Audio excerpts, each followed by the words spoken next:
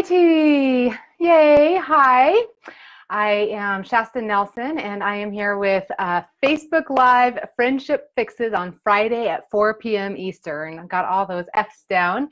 And we just started last week, and every single Friday through the month of September, I am committed to taking the friendship questions that you have and the problems that you have around friendships that feel angst or feel stressful, that don't feel good. And I am here to champion how we can help maybe fix some of these, to repair some of them, or at best at least make decisions about how to have healthy closure and what repair looks like in all of these different situations. So I still am accepting friendship issues. So if you have a challenging friendship issue, we'll make sure we put that link here in this, and feel free to submit it. And maybe next Friday I'll be picking yours. So this Friday I have picked 3 that we're going to try to get through. And I picked these 3 because there's a little bit of some stuff that I want to say to all 3 of the women who submitted that is similar. And so what I think I'm going to do is start sharing, start with the emails, the problems, and then what advice I would have to all 3 of them that's in common, and then what I would say specifically to each one of them. And so we'll see if we can get through that in the next 20-30 minutes. And we will, of course, always keep these on my timeline and also upload them to YouTube in a couple of days, so you can always find them later and after the fact. So welcome, welcome, welcome, everybody who's joining us. And I see a bunch of men on here. That's wonderful. Love that.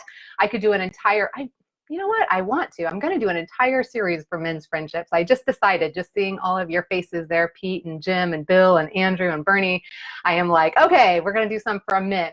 And what we're going to talk about today is certainly applicable to both sexes and all friendships and all relationships. So fabulous. All right. So these are submissions that women have sent me on friendships that don't feel good to them. And I'm going to share with you the 3 emails, the 3 issues. And then, and then we'll dive in. So one of them said that she has a problem with a woman that I was beginning to consider a friend from church and Bible study, but she is very jealous that her children are extremely close to my family.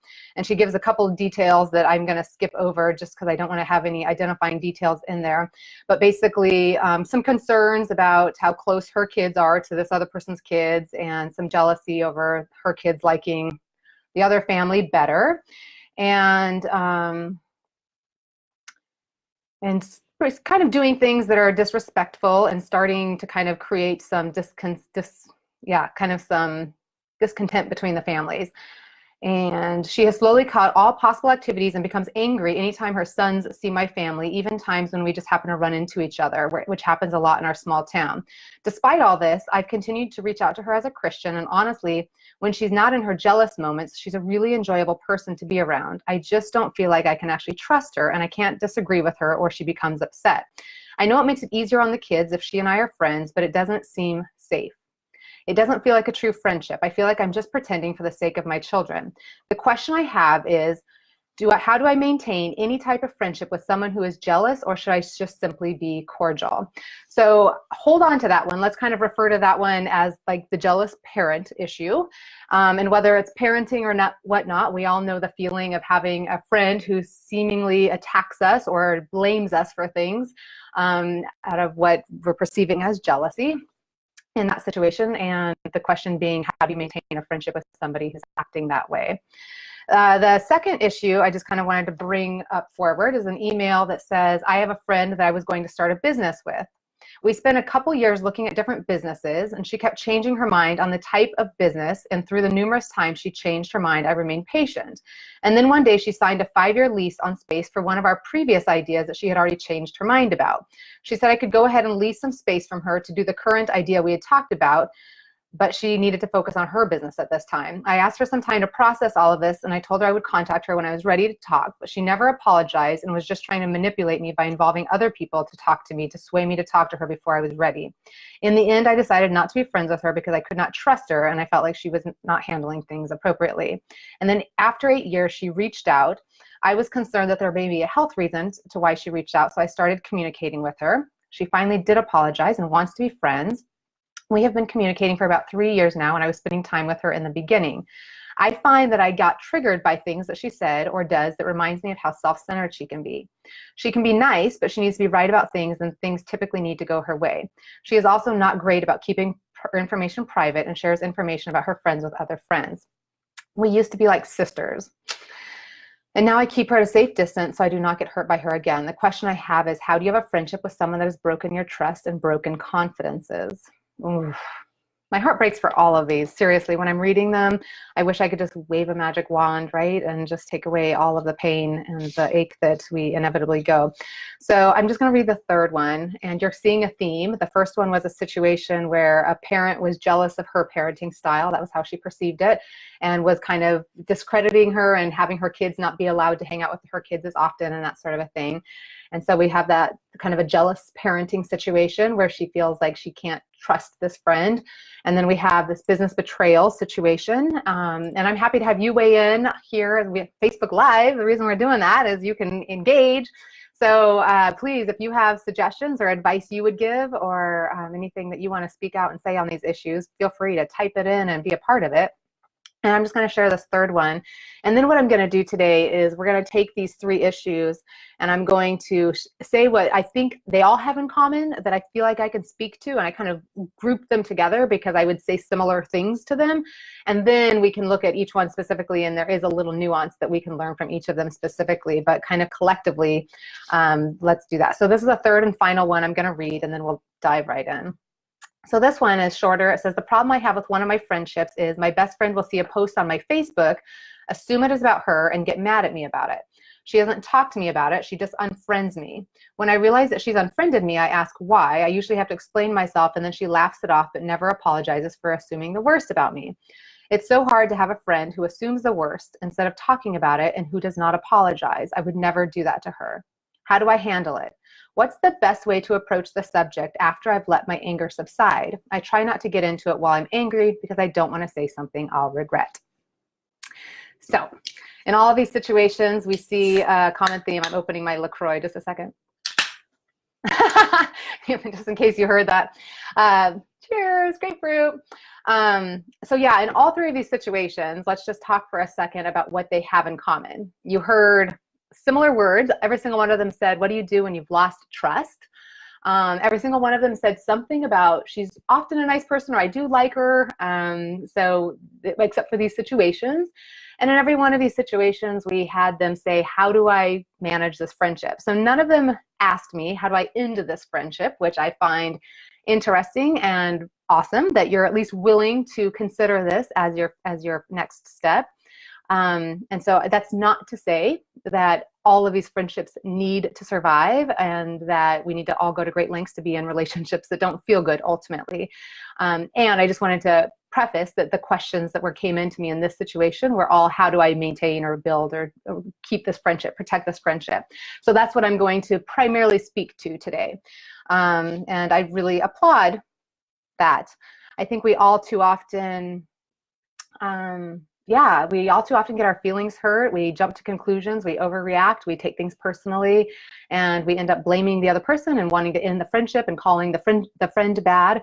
And in many of those cases, those friendships can deepen, they can be repaired, or we can change our expectations of them. So I love that all three of these women are willing to at least look at and ask the question, is this a friendship that can be ever considered safe again? So we have the jealous parent, the business betrayal, and the Facebook unfriender. And so I want to talk about two things about those three that we have in common. And this will actually speak to probably a lot of your friendship issues. And I hope that this is a helpful approach to take. In every relationship, we have two choices to fix something. We either change the relationship or we change the expectations of the relationship. And in this case, we're gonna talk about both. And so first of all, let's start with the expectations because my answer is the same on all of them. So if you're not familiar with my frientimacy triangle, I talk about it a lot in my book, Frientimacy, and there's a lot of videos on YouTube for it more in depth, but basically it's a triangle. And at the bottom is positivity, and then the two other requirements of every friendship, and these are the three things that we know have to be present for a friendship to be healthy. So it has to have positivity, consistency, and vulnerability. So in other words, it has to feel good, more than not, the positivity. It has to build consistency, and I'm going to talk about that one a lot today, but that's where trust is built. And then vulnerability is the sharing of our stories and the being seen part. And so every relationship starts at the bottom of a triangle, and those that are healthy and practice all three of the requirements move up the triangle, where at the top of the triangle are the relationships that we spend the most consistency, the most vulnerability, and the most positivity with. So that's the 1-minute version of that. In these situations, what has happened in every single one of them is that trust was broken. And what that means is that when you look at the frientimacy triangle, the consistency piece is where trust is. Consistency speaks to the regularity of our time together, the pattern of our time together that we create. It speaks to the interactions that we have, and every relationship needs interactions. If we just see them once and love it, it's not a friendship. We have to repeat that experience over and over and over to create a friendship. And by repeating that over and over, that's where we create an expectation of the friendship. And trust comes when we can predict how the other person's going to respond. And so we can only predict when we have built up the consistency. And so consistency doesn't only speak to the consistent regular interactions, it speaks to the consistency of our behavior over those interactions. So you can see where I'm going. In all three of these stories, what has happened is that the behavior wasn't consistent. They've created something that has created a feeling of not being safe in that friendship. And so now they feel like they can't trust those friendships. And so my advice to all three of these women is, you are right. If it feels unsafe, then by no means, we don't ignore those warnings. We don't just keep sucking it up and going in if it feels unsafe. Our job is to lower the relationship down the triangle to the place that it feels safe.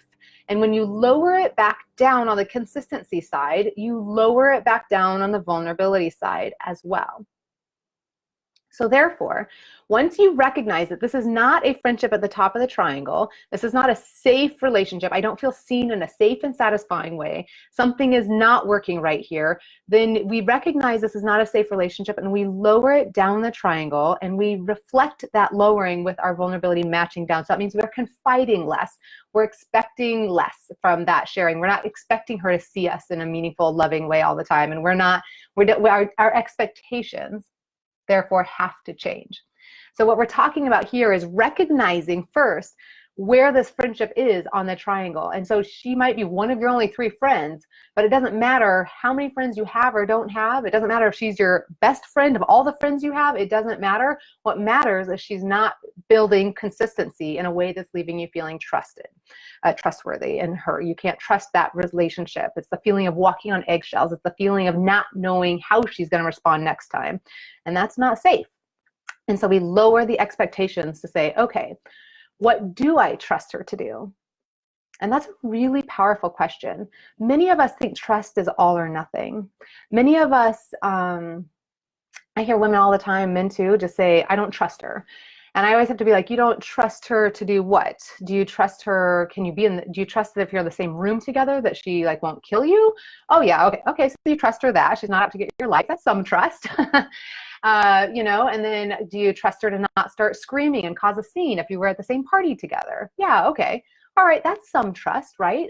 Do you trust her to have your kids play together? And do you trust her to be, sometimes it's a situation where I trust that we'll have a fun time when we're out hanging out, but I don't trust her with my secrets. I trust her to be somebody who is good for me and will show up in crisis, but I don't necessarily feel safe when I'm succeeding. And so we want to start clarifying what it is we trust them to do and not do. Trust is not all or nothing. And so one of the most powerful things we can do with our friendships is recognize we don't trust them to do everything. So bring them down the triangle and then be clear what we do trust them on and say, okay, this isn't a person that I'm going to keep confiding in, but we can be in the same social circle. I can be at book club with her. I can see her at church. I can see her at the school, and I trust that we can be nice. I trust that we aren't going to scream at each other. I trust that, you could actually start saying okay, this isn't all or nothing. And so we want to be clear what you do trust her to do and not to do. So I trust her to be somebody who's good to meet for lunch once a month, but I don't trust her to go into business together again, right?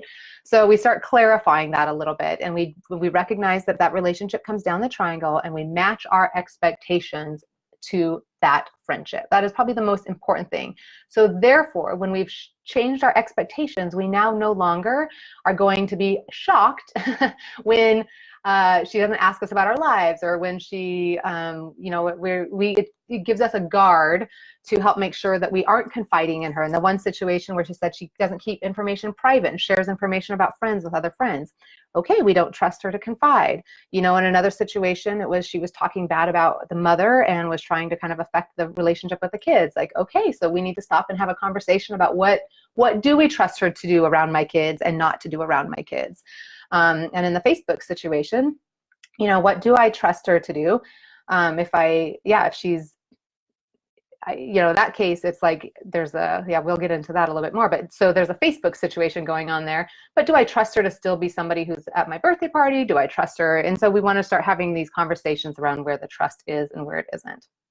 I hope that makes sense. And Kim says, oh, that's so interesting. I never thought about lowering the parts of the triangle down to a place that feels more comfortable. That's so good to see you, Kim. Yeah, I think that's probably one of the most important things, is that we build friendships up and we can bring them back down. And sometimes it comes back down because life got busy and we're just not as consistent and vulnerable, and it's not some lack of trust, right? But our consistency dropped, and so therefore we just simply won't know as much going on in each other's lives. And sometimes they can hover there and go back up and go back down, and so there's certainly an ebb and a flow there.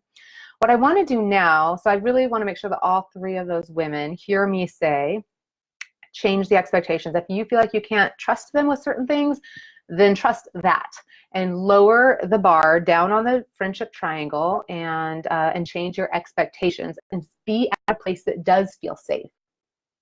We're not asking you to be in unsafe situations. We're not asking you to confide when it doesn't feel safe. We should never be sharing something or doing something when we talk about vulnerability. It should never feel like, ooh, I don't know how that person's going to respond in a big way. Like, it should be like, oh, they responded well this time, so therefore I can take a little risk and trust them.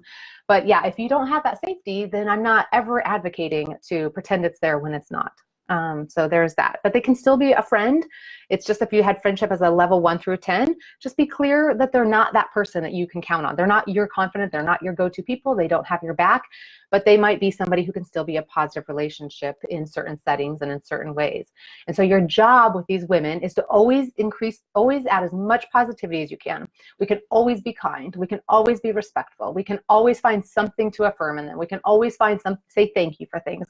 We can always laugh together. There's always things we can do to add positivity in every relationship. And then we just keep the consistency low enough that feels good to us and in the right settings, and make sure our vulnerability reflects that. So that's to all of them. And now I just want to spend my last little bit of time giving a little bit more specific to each one of those 3 situations. So if you missed it at the beginning, I'm reading 3 different situations that came in from women who were having some tough situations in their friendships and basically feel like they can't trust their friend anymore. So the first one that I shared was this jealous parent. And she said, how do I maintain any type of friendship with someone who is jealous, or should I simply be cordial? Yeah, so in this situation, and I don't know all the details of any of these, I always give this advice with a little bit of recognition that you know more what you've tried in the past and haven't, and how it feels. And all I can do is say, if I were with what I have right in front of me, this is the advice that I would give, is that you don't need to be friends.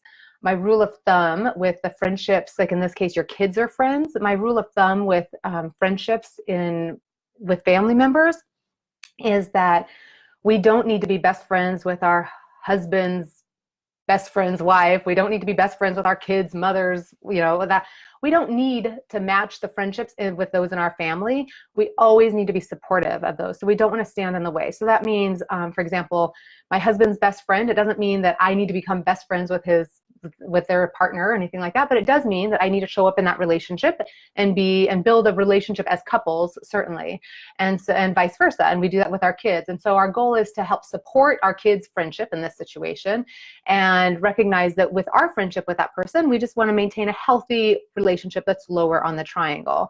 So I would change your expectations there. This is probably not a safe friend for you if you feel like she's been belittling you or not trusting you. And speaking of that, then let me just say, in all three of these situations, I have the privilege of talking to you, the one who's asking and wanting to grow and wanting to learn, which I think is amazing. And I don't have the privilege of talking to the other person. So the advice I have is for you.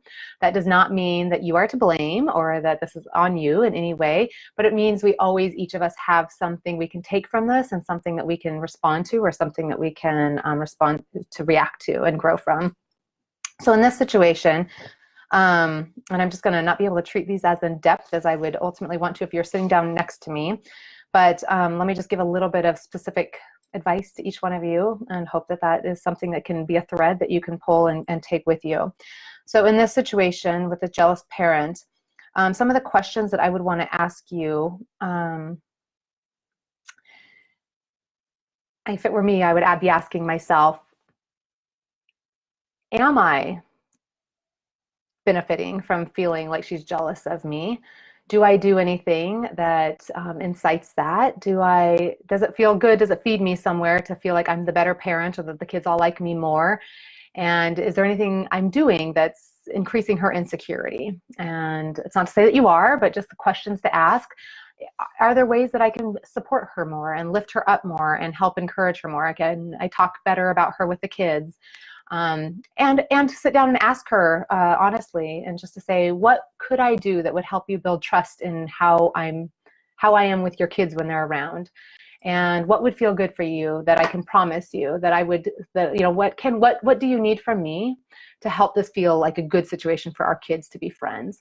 And listen and ask. It doesn't mean you've done anything wrong, but to hear her express what she needs from you, and to be able to see, is there any of that you can give? Can you negotiate in that space at all? Could you say, yes, that I can commit to. I'd be happy to always tell you X, Y, Z. Or I'd be happy to make sure that this happens or that doesn't happen. And to be able to say, and to be able to affirm, and to be able to say, I really want your kids to have a great relationship with you, and it's important to me that my kids respect you. And so what can we do? What can we say that we believe, that we say, I want this, and what can we do to get that? And again, that's not talking about being best friends, but it's talking about creating a meaningful, that's the best thing we can do as parents, is we don't have to be best friends with their parent, with our kid's best friend parent. Well, the best thing we can do as parents is say, we will model having this conversation about what we can do to help support you two being friends. And we're both going to be on the same side of your friendship happening. And so what we can do in that situation is just ask questions and affirm that parent. And I know that's just kind of barely scratching the surface, but I hope that's enough that kind of helps you maybe look a little bit more compassionately there, and maybe be able to find the common ground where you both can feel good as parents, and that's not a competition. If you can ask her what makes it feel that way and what you could possibly do differently to help make sure she knows that you are supportive of her. The business betrayal situation, some of you have just now joining, it's a friend that they were going to go into business together, and she kept changing her mind. Her friend kept changing her mind on the type of business, and then one day just signed a 5-year lease on a space and basically started a business without her. And they were not talking for 8 years, I believe, and then just have recently gotten back together the last couple of years. So in this situation, so remember the trust triangle, we already talked about that. In this situation, I would ask myself some questions. You made a statement, I find that I got triggered by things that she says or does that remind me how self-centered she can be. So I think there's an inquiry in there about how much of that is just me getting triggered from like kind of PTSD, which is a real thing, like muscle memory. And is that a place where I'm still seeing those signs that I can't trust? Or are those situations where I haven't forgiven completely? And only you can know that. But when we get triggered, that's a great invitation to us that there's something still there that we can look at and say, wow, do I want to keep being triggered on that? Is that a warning sign? Is that like something legitimately is in harm right now? Or is that just me like having a synapsis in my head where when this happens, I feel this way? And in which case we can help change that synapsis so that our brain doesn't automatically go there. And so an inquiry around just kind of where you're getting triggered would probably be a great thing. But you also said that she's not great about keeping information private and shares that with other people. And so So I would have you, this one specifically, I would say, what do you need to feel safe with this friend? So clearly you don't want to be confiding in her without having a bigger conversation about that. And yeah, and so we all are self-centered. So that's a tough one sometimes. She is self-centered. We all should be on some degree. That's our lives that we should be centered on being as whole and healthy as possible. So we don't want to just not be friends with somebody because they do things for themselves. That happens. I mean, all of us should be on some level of that, and that's a spectrum, and we can all get triggered there. But what do you need to feel safe? And I guess I'd say if you want to slowly rebuild this relationship, I mean, you don't have to, but if you want to slowly rebuild this relationship, I think another conversation would be important to have. You guys have had the apology where she had that, but I think I would maybe I don't know, maybe the way I would say it is, I know you already apologized for this and it means so much to me. And I find myself still having some muscle memory, and I wanted to just explain that in case you've noticed me pulling away a little bit. And I really want to feel safe with you again. I miss us being like sisters. That's how you describe that friendship. And that's why when I see that word, I just think, oh, that's a friendship that could go deeper past this. It could. To be able to say, I find myself pulling away and I still get kind of scared. That really hurt me that you did that. And I know you've apologized, and I'm not trying to keep, trying to keep like replaying it. And I've been thinking about it, and this is what would help me feel safe as we rebuild that trust. And so it's our invitation to say, what do I need to rebuild trust in this situation? What do I need from her? What would feel good to you? What do you need her to, if it's important to her to help rebuild that trust, what would that look like? What would she say? What could she do? And is that something that you can articulate? Is that something you could ask for? Is that something that you could say, I forgive you, that's not the problem, and we still need to rebuild trust, and those are two separate things. And so as we're building this consistency, what is the behavior that I need to see that will help me feel more trustworthy in this situation? So my invitation to you is to ask yourself, what does safety look like in this situation? What do you need from her to feel trusting again? And is that a conversation you're willing to open up and have with her? And if so, it's just simply, you're having this conversation, I would just invite you, you're having this conversation because you want it to be better. And so say that. You're not here to attack. You're here to say, I want us to feel close again. And right now I don't. And what could we do to help rebuild that? And just ask the question and just to brainstorm together. And maybe you need to think of a few things yourself, but it's more of a conversation, a dialogue. You don't need to worry about coming with this whole monologue of everything you need. You don't need to bring up all these past incidences necessarily. It's just simply, what can we do to help rebuild this friendship? And maybe, yeah, so I probably need to just keep moving on, but I hope that that's a helpful inquiry and a place to start for you. And this last one is just interesting to me. Facebook unfriending. So my best friend sees my post and assumes it about her and gets mad at me about it, and then she unfriends me, doesn't talk to me about it. Okay, so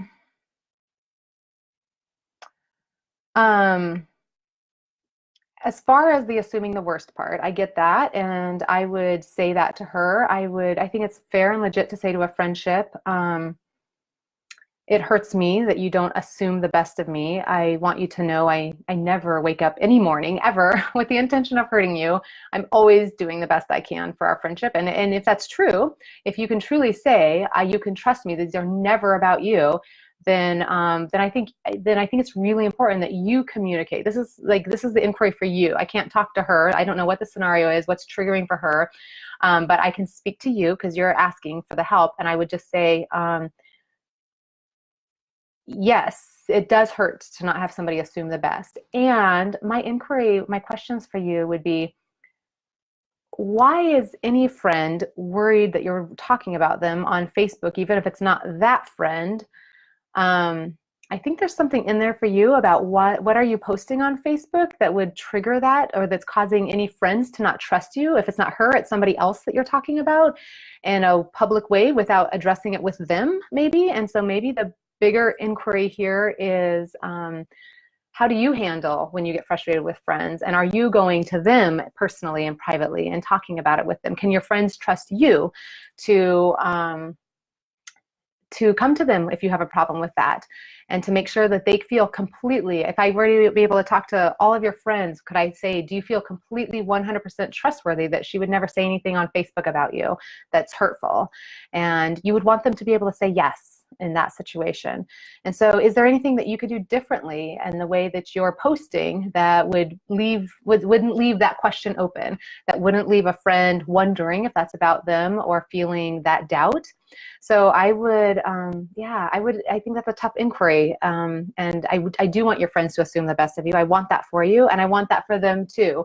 I want them to be able to assume the best, and I want you to be able to say to them, you can trust me. I will never speak badly about you on Facebook. If I have a problem, I will come and talk to you about it. And if you're not able to say that, then there's something there for you to be able to pursue and to look at, and to say, how can I build trust with my friends so that they can trust me?